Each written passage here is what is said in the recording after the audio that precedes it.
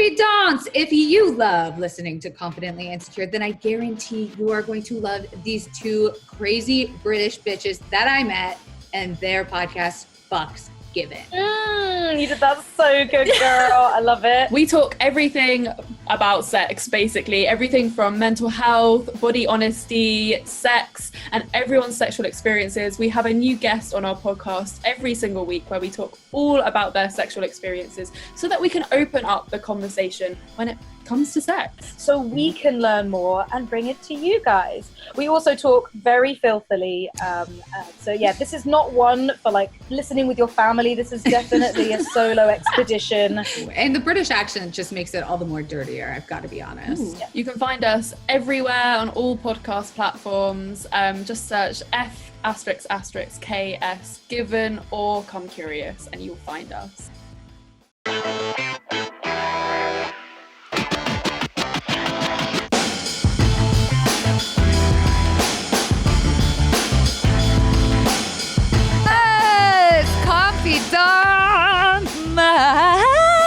Wow. I'm happy today. I can't stop my happy mood. How are you, Jasmine Robbins? You know, I'm good. We're good? Yeah, we're good. We are good with a period. Period. Have you said your big news on social media? Do people know what's happening? That I'm moving. Yeah, okay. I've like said a little things here and there, you know, not like, oh, watch this, I'm moving, but like I'm taking pictures with like some of the stuff that I've been getting. Yeah. Yes. Okay. So Jazz has been moving, and all y'all, if you've ever moved, you know, just the stress of that shit is like, it just carries over into everything you do for like the next fucking 6 months. It's like when you're moving, you've taken on that identity as a mover. So I told Jasmine, I was like, should we take a deep breath together? Like, love it. Love. Okay, well, confidants, we have a very special version of Hoes Throughout History for you this week. I'm so fucking excited. Here's how it's gonna work. Our very good friend, Kari Koeppel, who was one of the heads of research at BuzzFeed, and in case you don't know what like heads of research is, how do I describe this? Like, she just like made sure everything we did was like fucking factual. like not only make sure we don't say dumb shit, but make sure we don't get sued, make sure we're not putting out wrong information into the world. Like, research really was the unsung heroes of BuzzFeed. Oh my gosh, yes. They had to be available at all times. Like, I remember when one of the heads of research left to go do another job, we had like a goodbye party for her. And do you remember the goodbye send-off was the research team reading like the most fucking crazy whack emails that people would send them? Like Eugene from the Try Guys would be emailing research on Christmas morning. like absolutely nuts. Like 3 a.m, like, hey, research, I know this is kind of inconvenient, but I need this within the next 16 minutes or literally. We can't publish the video. Okay, so a little background on that. Kari was one of those people. She wrote a book, okay, called Strong Women, which is also powerful. Strong Women, 15 Biographies of Influential Women, History Overlooked. Love it. I mean, is that just not Hoes Throughout History? It's literally. It's like when she told me she wrote this book, I was like, bitch, do you mind if we read a chapter as a Hoes Throughout History promoting the book, da-da-da-da-da. And so I asked her which chapter should we do, and I have not looked at it. I haven't even read it. I just was like, what's the page number? Because this is a special episode because me and Jasmine are finally going to get to react to a story together. So Kari sent me one of the 15 biographies. I have it pulled up. I can see this beautiful picture of this woman, and we are just going to read the tale together and discuss. And I finally get to be in Jasmine's shoes. This is I'm so excited exciting for you. It's a ride. Let's give some predictions just based off of her name and the year. So I'm just going to read it to you. Oh God, I should have looked up her name, how to say it properly. Okay. Polycarpa is her first name. Okay. That sounds like a Pokemon. The Carpa, the it fish. Does. And her last name, oh, fuck me, Salavarieta. Oh, you even added a roll. Girl, Policarpa Salavarieta. And the year Okay. was 1795 to 1817. So she didn't live that long. 95? No. Oh my God. Oh no. Is this going to be a not very sad long. one? 95 to 95. 17? Yeah. 95, 105, 150. That's 22. Yeah. Oh, this is going to be sad, but powerful. Okay. Based off of her name, I don't have a Beautiful. clue. beautiful. Sounds beautiful. She is holding the Colombian flag in her photo. Ooh, okay. So we are going to usually Colombia. don't. Yeah, we usually don't have any Women of color. Women of color. Because it's always so fucking devastating. It's always like, just curly white-haired bitches from Europe. So this is really exciting. Good job, Carrie. I'm very excited for this. She did the work here. Okay, shall we get started? Let's go. What was that song you used to have, Jazz? Da house. What? The fact that you don't know what I'm fucking talking about. I need to come up with a jingle, though. You need a jingle. Okay. Yeah. By the next time we do this, I'll have a jingle. Here's what we should do is we should get Joyce to do it. Ooh, love that. Joyce, she can fucking sing. I was going to say, we should have you sing a little jingle and then one of the confidants could make a little beat out of it or something. My gosh, yes, let's do it. Okay, go sing. Wait, no, not now. Right now. I can't be put on the spot, Kelsey. Right now, Jasmine. I can't. Host. I can't. Okay, fine. We'll do it off thread without the pressure of being live. All right. Well, here's the intro song, and then let's do it. Okay. Policarpa was born around 1795 in the town of Guaduras in what was then the Spanish viceroyalty of New Granada in modern-day Colombia. Wow, I can't believe I got through that first sentence. Okay. It is possible her parents named her Georgia Hippolyta or Georgia Apollinaria. What? And Policarpa was a nickname. We'll take it. She went by Policarpa before she later, perhaps posthumously.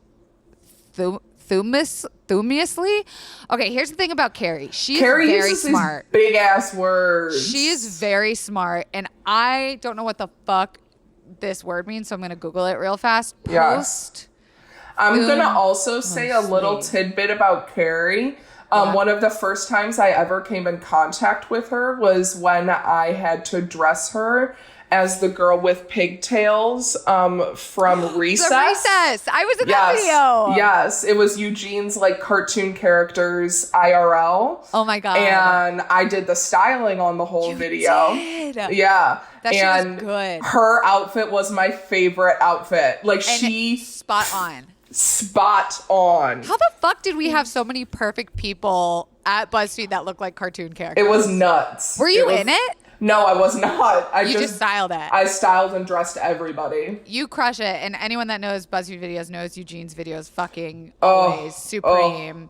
I was Helga from Hey Arnold. I remember that. That was a good one too. I got to do the unibrow. Oh, loved it. Yes. Okay. I looked up the word, and posthumously means after death. So maybe someone gave her the name Policarpa after she died. After she died. Okay. Yeah. So Guaduras, about 70 miles northwest of present-day Bogota, which I haven't been to Bogota. I've been to, what's the main city of Colombia? Fucking, you know what I'm talking about. Oh my God, under pressure, I can't think of the fucking name. Where Macy got married. Fucking... How do I know where the fuck Macy got married? Oh my God. Cartagena. Holy shit. It was beautiful. One of my favorite vacations of all time. Okay. I know a place in Colombia. Look at me.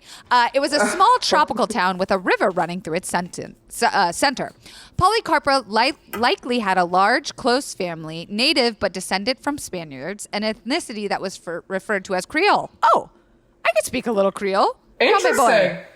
The woman who raised me was from Belize, and she spoke Creole. And so it's like a beautiful French Creole that I can speak with her. What? I know, because the French invaded the islands. No. The woman who raised you. Yeah, she was my nanny. She was like my caretaker. Oh my God. Because my parents worked 365 days a week, I didn't have a normal relationship with them. I never knew this. Oh, when I think of like my mom, I think of her, Marie. I do not think of my mom. I say Do my you mom's still my talk best to friend her? every day of my life. Wow. She was there the day I was born in the hospital. Like, she was the third person that ever held me. Wow. Oh, yeah. She used to, like, buy me beer when I was underage. I was her favorite. We call each other our hearts because we say that we're each other's hearts. And she likes me more than her own children. And she'll tell you that straight to your face. Wow. Yeah. Anyway, French girl. Very beautiful language. Okay.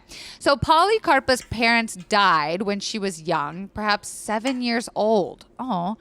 And Polycarpa began working as a seamstress. Damn, 7 is young to lose your parents. And to start working. Oh, yeah, that too. Jeez. The town where Polycarpa grew up had been involved in revolutionary movements against the Spanish colonial government several decades before Polycarpa's birth, and she was raised in an atmosphere of lingering rebellious sentiment. Ooh, so it was like contentious war zone all the time.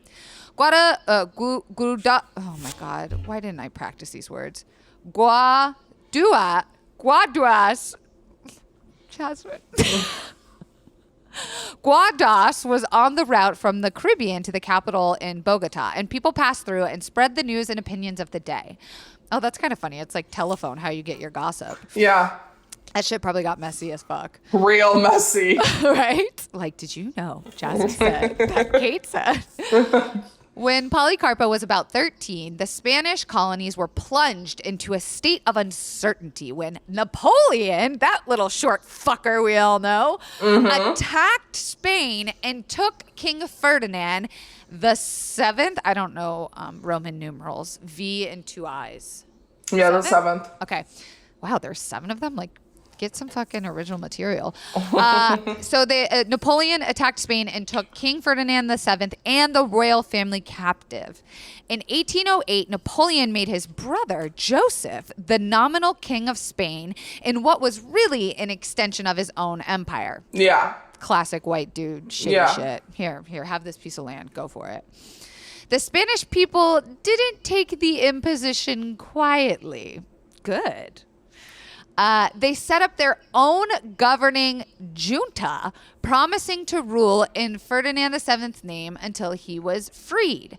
When the news of Ferdinand VII's capture reached the colonies in the Americas, some cities took the opportunity to create their own juntas. What's a junta? Look it up. Junta in English. Oh, it's a military. It's a committee of military leaders. Okay. Oh, shit. So they like rose up and were like, let's go. Yeah. So, and then some of the Americas helped out. Royalist viceroys, the Spanish government's authorities in the Americas, stamped out many of these attempts, but a seed was planted. Dr. Camilo Torres wrote a memorial of grievances in 1809 with the intention of sending it to the governing junta in Spain. The memorial contains specific complaints about the viceroyalties and a general overarching question of whether Spain had the right to rule the Americas, a more populous, larger geographical area. Before the memorial could be sent, the situation in Spain deteriorated even further, with Napoleon seizing control of the Spanish cities and juntas. Aww.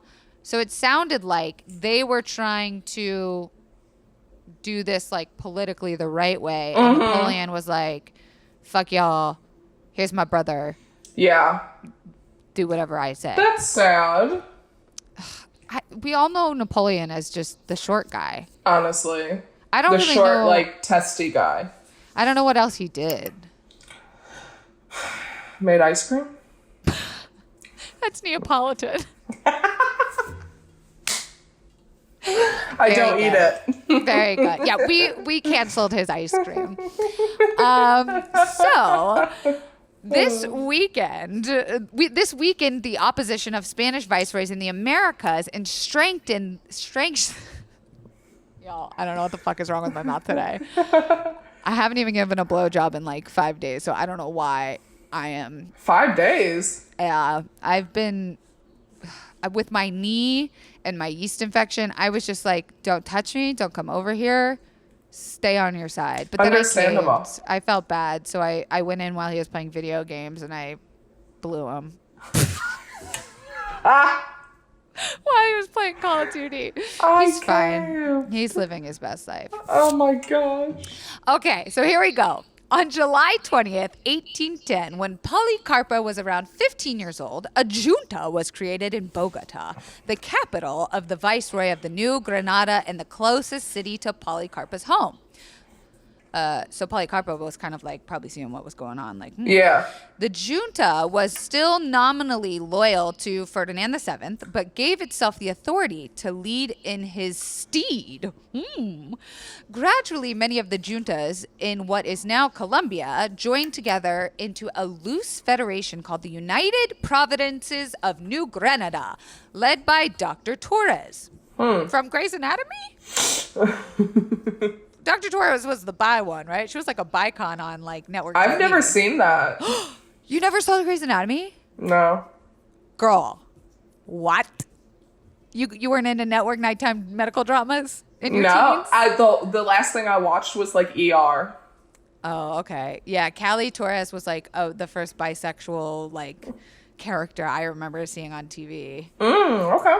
And I remember my dad, whenever, like, this is when I was pretty young, like, whenever she would be with a woman, my dad would be like, ooh, lesbians, and, like, make noises, and I'd be like, I don't think she's a lesbian, though, because That's not it, Dad. that's not how it works. Whatever, he's fine now.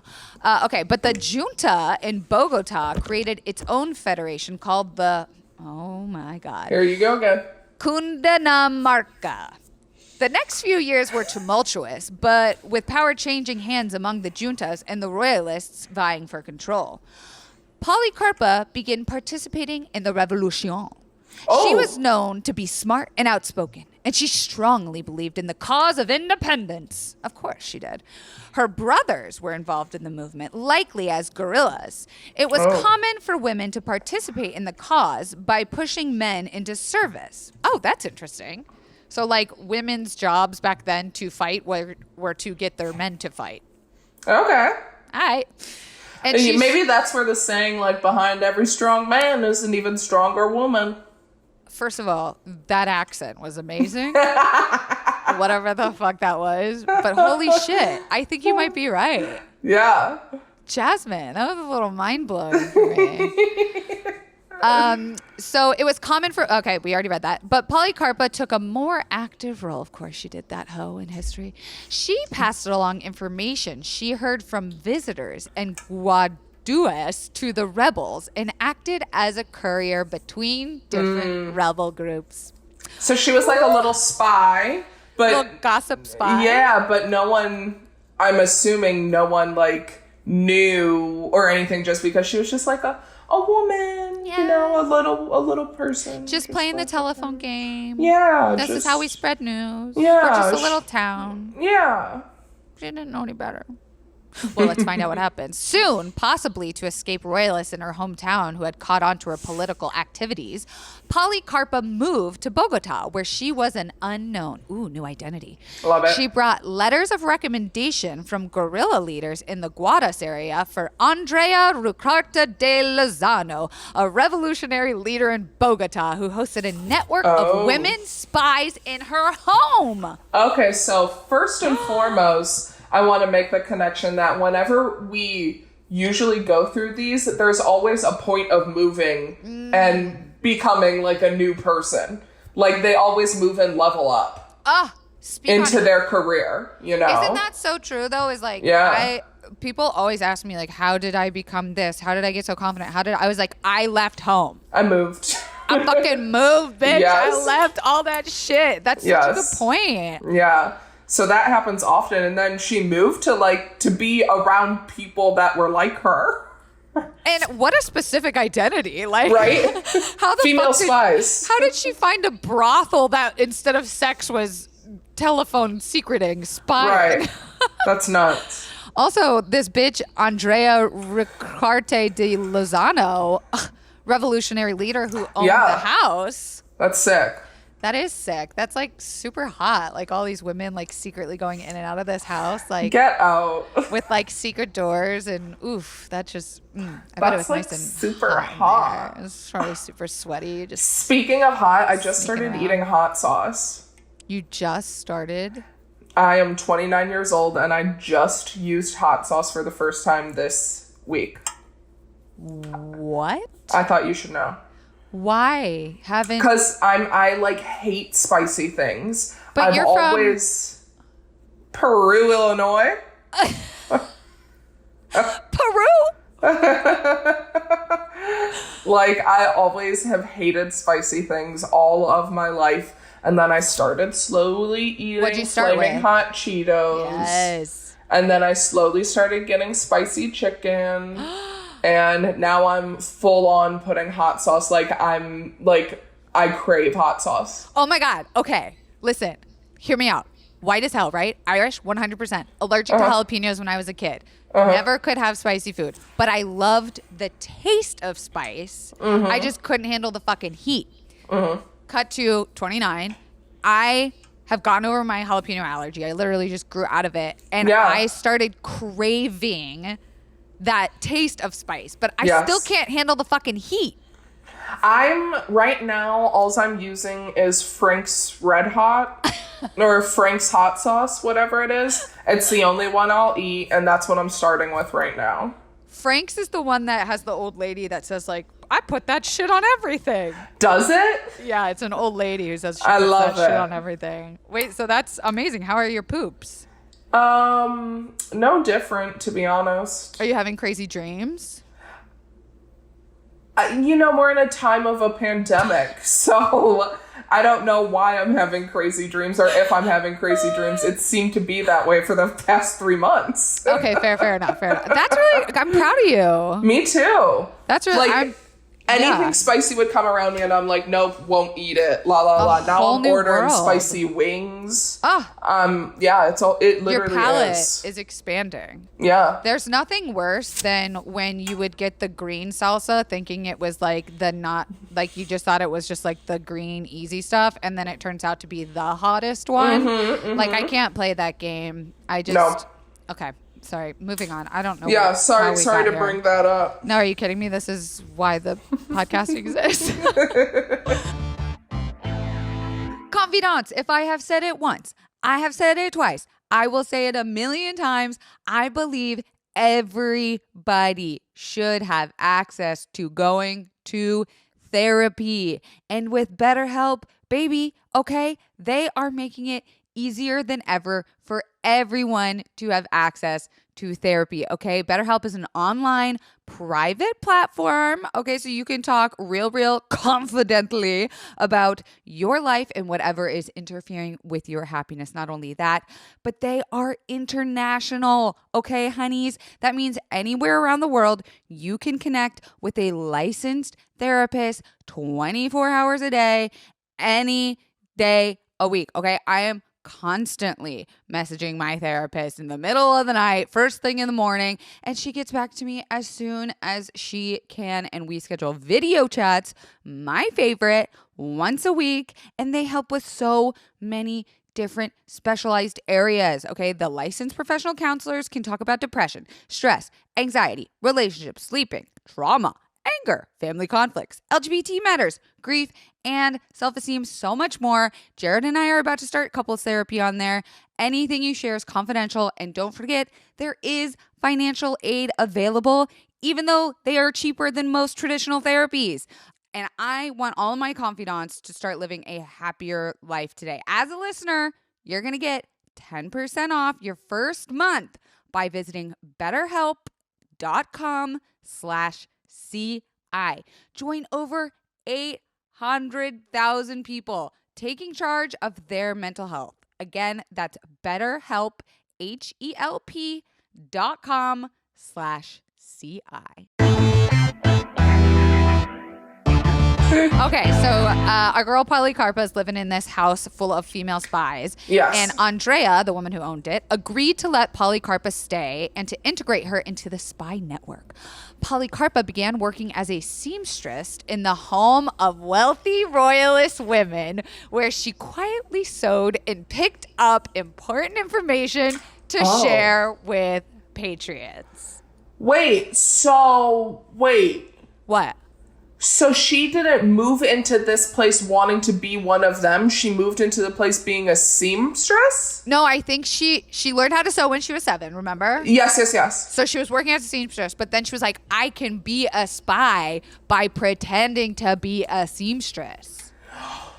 Oh, so she worked for Andrea and went and did a seamstress job someplace else. So she lived at Andrea's house, the spy house. Yes. And Andrea was like, you should use your seamstress cover to get into these wealthy white lady or, wealthy royalty houses and take all their secrets. Okay. Yes. Okay. So it's I'm like she was using her talents for good Yes. / spying. Okay. So she also swiped useful documents and passed messages between rebel groups and possibly supplied guns. Oh, wow. Here's your shorts. I hemmed your pants, and here's a fucking AK-47 underneath, packed in between.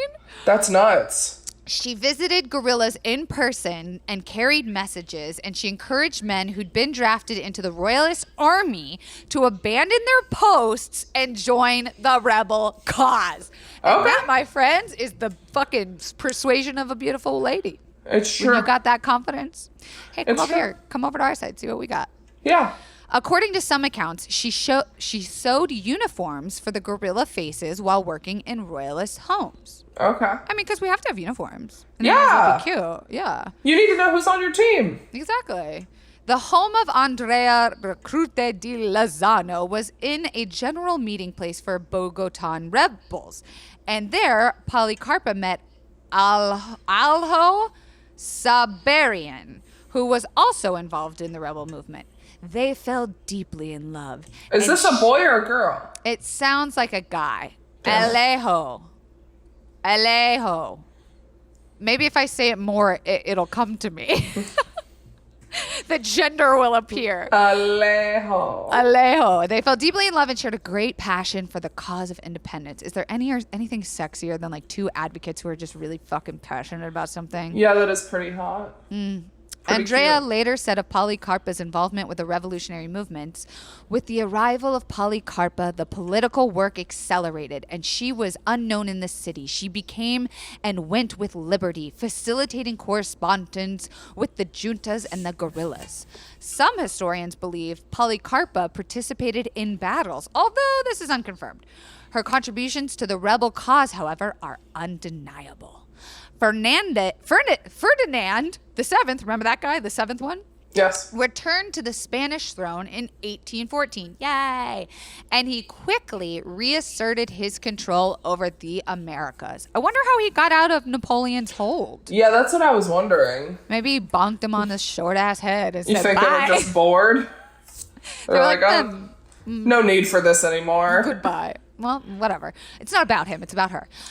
So he returned to the Spanish throne in 1814 and asserted his control over the Americas. In 1815, quickly by the 19th century standards, General Pablo Morillo and his army of 5,000 to 10,000 veteran soldiers landed at Cartagena. Ha-ha! The city I went to. Yes, you did. Beautiful city. Beautiful city. Beautiful walls. Beautiful colors. Food. Ocean. The city was under siege for more than 3 months before it fell. Oh no. And Morillo and his army marched into the interior towards Bogota. Oh my gosh, maybe this is why the city of Cartagena, it's really beautiful. It's like, if you can imagine, the city is like a circle where the old town is in the center, and as it spirals out, it's literally a circle. Like, you're walking in circles of these beautiful old city walls, and it expands all the way out to the water, and then there's like a piece of land that separates the old town and the new town, and then once you like step over into the new town, it's like modern world. But when you're in old town, it's so beautiful. It's like cobblestone roads and shit. Like we went on a horse ride Wow. We were fucked up. Okay, beautiful city. Love it. La la la la la. So, in May of 1816, we're getting close to her death here, Moria's forces officially retook Bogota. Moria set up a military court to make an example of the crown's enemies. His presence raised the stakes for the rebels, and a reign of terror ensued. Hundreds of men and women were imprisoned. Some were expelled from the country, and others were executed. How do you expel someone from a country? Like fucking Hogwarts. And how do you know? I don't know. In the fall of 1817, here we go. Policarpa's love, Alejo, was captured by the royalists and found to be carrying documents that detailed revolutionary actions. It's possible that the documents related to rebel leaders' escape from jail. Ah, shit. So he was carrying the escape plans. He was like, this is the zigzag hole tunnel of the jail. The documents named Policarpa as part of the movement, and a warrant was issued for her arrest. Why are you going to put your name down? Right. Why don't you have code names like Bird, Sounds like Eagle? a setup. Oh no, so like her man took her down essentially. If he wasn't fucking captured, she would have been fine. That's why women are better than men. Okay. So, a royalist soldier approached Andrea's home. This is the home of all the female spies. Policarpa and her colleagues rushed to burn papers documenting rebel movements and naming participants. See, they were smart. They were like, oh, this is the fucking list with everybody's name on it and home address. Maybe we shouldn't have this. Exactly. Code names, y'all.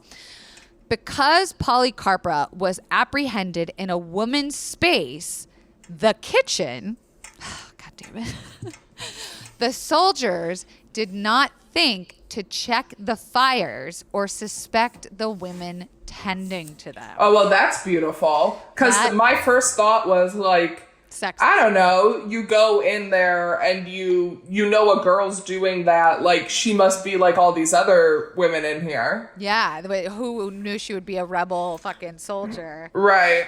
She's just cooking. Right. Yeah, her cooking smells like burnt paper, but we can't arrest a woman who's just trying to feed her family of other grown women. Yeah, right. Nothing suspicious to see here. Move along. What sauce are you cooking? That's a paper clip, but carry on.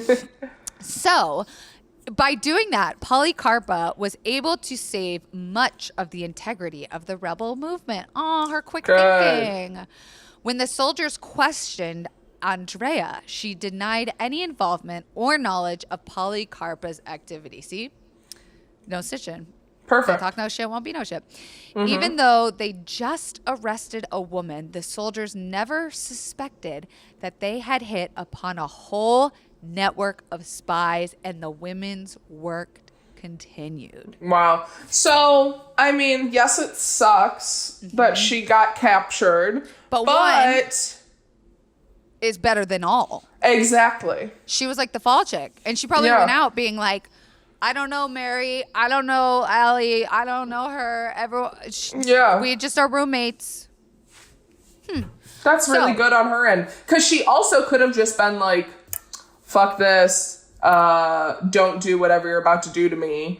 And I'll trade you punish information. Me. Yeah. Because she sounded like she was a little gossipy, like she knew how to negotiate. Yeah. But she just went in. All right. Well, Policarpa was held at the Colegio di Rosario, where Murillo's troops had converted the classrooms into a prison. Jesus. In early November 1817, she was put on trial before the Council of War and found guilty of espionage and treason.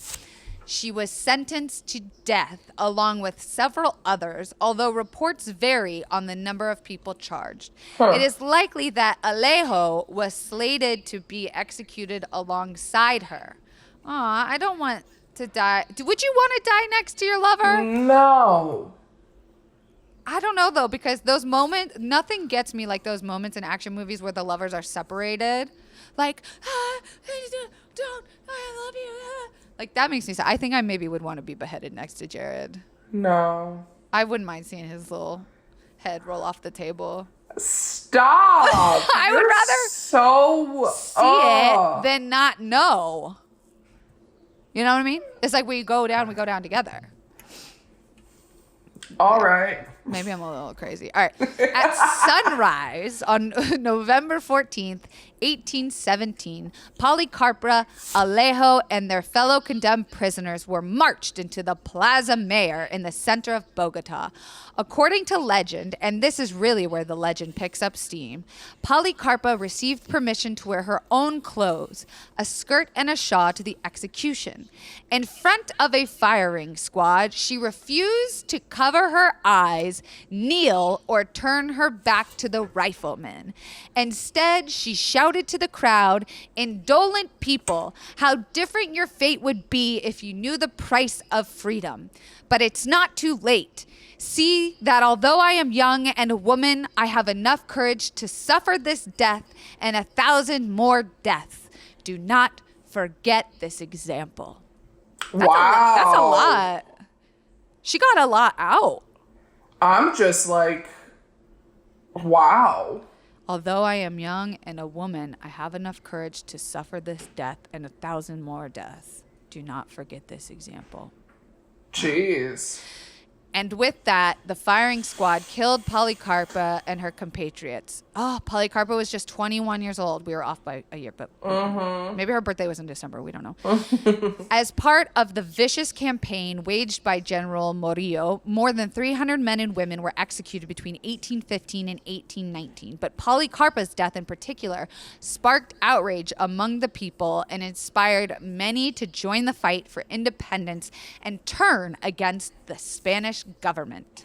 Wow. So she was like A fucking revolutionist. Yeah, and it's cool that she was like very much a thing when she was alive and when she died afterwards too, because you know sometimes that Legends doesn't never happen. That's the thing, is like you have to do something. Like most people get more famous after they die than when they're alive. But she was like it really sparked it. Yeah. Yeah. So Policarpa became a national hero, a martyr, and a symbol of patriotism. Her story quickly passed into folklore and was told through plays, poems, songs, and prose, even before the Spanish were finally driven from New Granada in 1823. How come I never heard any of those damn poems, songs, or fucking... Yeah, right? Today, Colombia celebrates Women's Day each year on November 14th, the anniversary of Policarpa's death. She is considered the most, she is considered the most recognized woman in Colombia's history. Wow. What the fuck? Yeah. Okay. We're not done. A neighborhood in Bogota carries her full name, and there are many schools and stores named after her. There are statues of Policarpa in Bogota, Guadas, and other locations in Colombia. Man, see, this makes me feel like a dumb tourist because, like, we did all the touring stuff, but I didn't know this. I mean, you were drunk. I was fucked up. Did I say that? I was fucked up. I was fucked up. So you probably don't remember, but I bet you did see something. Oh, we did this one really cool, like, open air bus. Like, the bus, it's like I forget there's a name for the type of vehicle that it is, but we went at night, and so the whole city is light up, and they have speakers and, like, neon lights, and you go to all these historical sites, and they tell you about all the castles and shit, but you're fucking drinking fucking, tequila. Let's see. In 1910, okay, now we're back in this era. As part of Colombia's celebration of 100 years of independence, the date is celebrated from the creation of the Janta in Bogota. A postage stamp with Policarpa's portrait was released, making her the first Latin American woman to be celebrated on a stamp. That's really cool. In 1910, that's amazing that they were able to do that. Yeah. Another tribute during the 1910 celebration was the release of Pola, I'm saying that wrong for sure, Pola beer, which featured her visage on the label. Ooh! Wow. To this day, the word pola is often used in Colombia to refer to beer. Bitch got a whole ass That's word. dope. Yeah. In 1995, wow. We're still going. We're still going. This bitch is fucking going and go. Polycarpa was placed on the 10,000 peso bill in Colombia. Oh, yay. Way ahead of us. Aside from an allegorical figure, she is the only woman to be featured on Colombian currency. And on the back of the bill is an image of her hometown, Guadas. More than 2 centuries later, Polycarpa Salavierta's courage, dedication, and patriotism continue to inspire the people of Colombia. That's dope. What do we think? I love that story. And it's also like, she's so famous.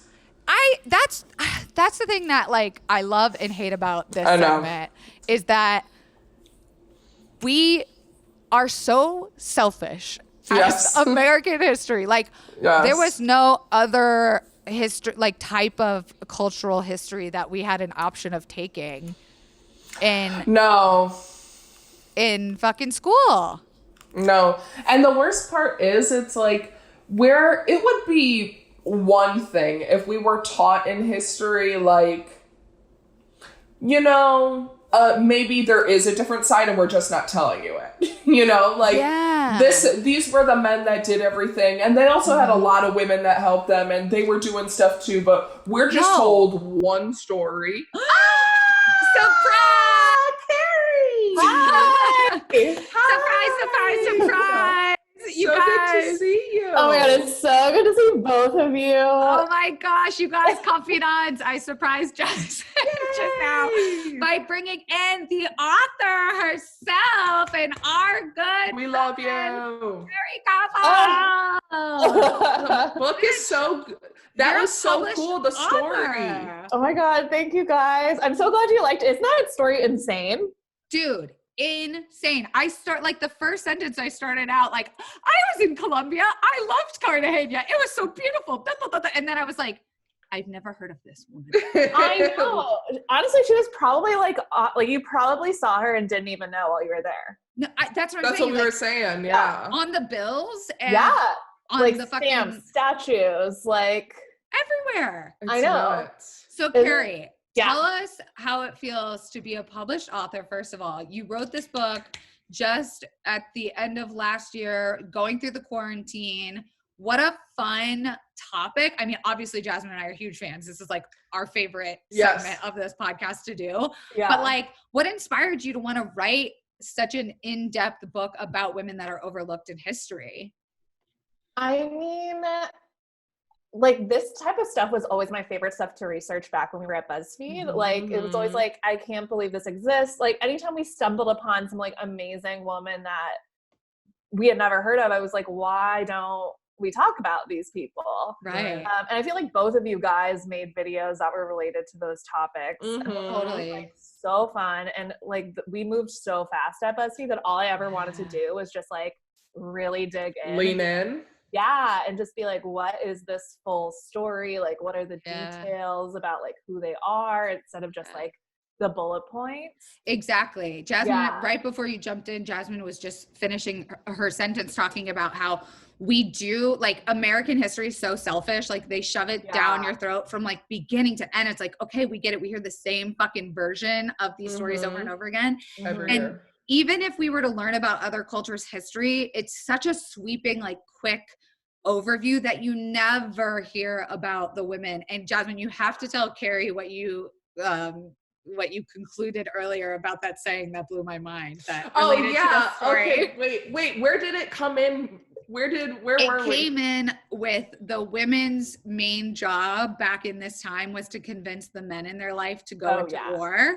Yeah. Oh yeah, and I was saying that maybe that's where we got the saying, like, behind every strong man is an even stronger woman. Right. Type of thing. Oh, I like that love inspo. Wow, that's so true. Wow. I guess, yeah, there must be truth to that saying. And like, Honestly. amazing example of that being true, like 200 plus years ago. Like, Right. So cool. yeah. Yeah. And we were also talking about how, well, first of all, we had to look up a couple words just because I was like, Carrie's so smart. She used whatever that word post-death means, like how she was way more famous. Posthumous. Thank you. Yes. How she was like way more famous after she died, and how that tends to happen, you know, not with just any historical figures, but women in general, but like how at least they celebrated her correctly. Like they put her on the stamps, and that, like, they're just so much more ahead of us than we are in embracing. I know. Well, I feel like that goes back to what you were saying about like American like education, not learning about like other cultures' histories. Like she is one of the most famous people in Colombian history, and we literally have never heard of her. She's like, well, and even like to add on to that, of even finding out about the women in our own history. Yeah, like we're only learning like this much of this much story. Right. You know, I know. Ever since Hidden Figures came out, I've been like, fuck all of this. Right? I know. And it still somehow ended up being a white man's story. Right. I know. Because that's like how white men can like wrap their heads around telling a story. It's like, okay, this is a woman's story, but how can we like put them in the relate to it? Yes, yes. Like Octavia Spencer should be getting all the awards for like all the emotional labor that she's had to do. Period. All the time. Well, Carrie, we also want to tell the confidants we are actually going to be doing a giveaway of one of your books. I said it was called 12 Powerful Women, but it's strong. It's Strong Women. Actually, I have it right here. Let's see. Strong Women 15, more 15. than 12. Was it ever 12?